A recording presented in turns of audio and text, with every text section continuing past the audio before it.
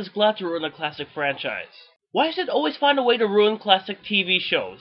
I mean, I never watched the original show this movie was based on, but I know when it's been slaughtered. Why has this movie turned a good-hearted show into something loud and obnoxious? So yeah, it has the original characters from the original series, but wait a minute. This is for the A-Team movie. Wait, what's this one? The Losers? Yeah, I remember watching that, but... Oh, that movie! Oh yeah, I know. Now I remember it. Alright, let's start again. Well, this movie is much more different than the A-Team movie. There are these group of guys who go on this mission, and all they have to do is kill a guy by carpet bombing his house.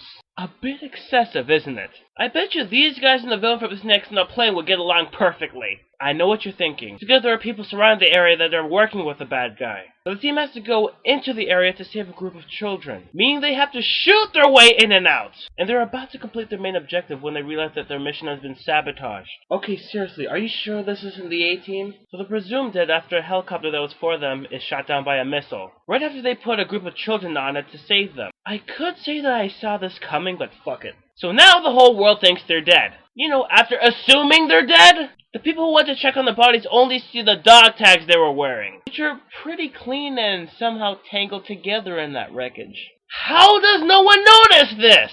A group of dog tags tangled together, clean as whistles, in a pile of wreckage, and no one finds that a little odd? Since they can't go back home to America, they stay in another country and separate from each other. Then one day a woman goes up to the leader and says that she can help them get back to their normal lives by getting the guy who actually set them up in the first place. So the guys sneak into America inside coffins. There's a fitting metaphor, but I'm too stupid to joke about it. The bad guy's Ray Liotta, and he wants to use a device that implodes places. Not explodes, the place actually goes into itself.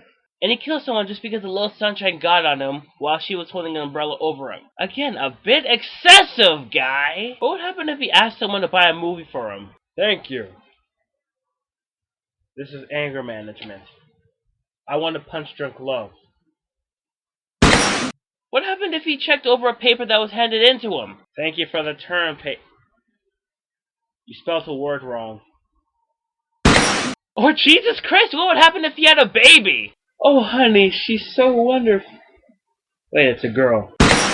Anyway, the team actually does some sneaking and shooting by running around and stealing a vehicle that probably has Liotta in it. Subtle. So the group doesn't have Liotta, but they have a device that actually has transferable money that is Liotta's. Which asks the question, why didn't Liotta just have it himself instead of having unreliable people to handle it for him? But if I got through all the holes in this movie, it'll be longer than my Little Nicky review. After a night of sexual tension between the leader of this group and the group finds out that the girl was the father of the guy they killed earlier, leading her to escape. Now, the group has a choice between going home or getting Liotta. Of course they choose to get Liotta, and they're deep into their objective, but obviously one of them betrays the team. Just when all hope is lost, the girl comes back and saves all of them by blowing shit up, obviously resulting in an ultimate climax. The traitor dies in the most improbable way of getting killed. Just watch it. I thought it was fucking improbable. Liotta's about to kill everybody with his doomsday device. Why does he want this device anyway? Because he wants the world to start over and be ethically well.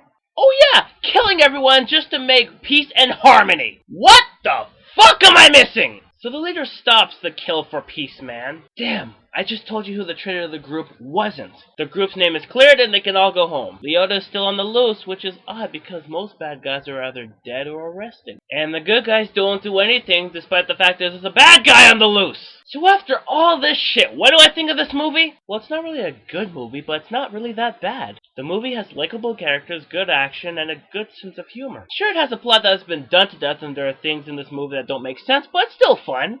But here's my question. How can a movie that is compared to the A-Team movie, with no connections whatsoever, be closer to an A-Team movie than the actual A-Team movie? That movie was bad because it was mean, had mixed up characters traits, and was totally fucking obnoxious. This movie is much better because it's fun, amazing, and it's a delight. So why should people go see a movie that destroyed the dignity of a classic TV show than a movie that actually has more in common with a classic TV show? Again, this movie isn't great, but I had a lot of fun watching it. So if you want to see The Losers, go see that movie. If you want to see the A-Team movie,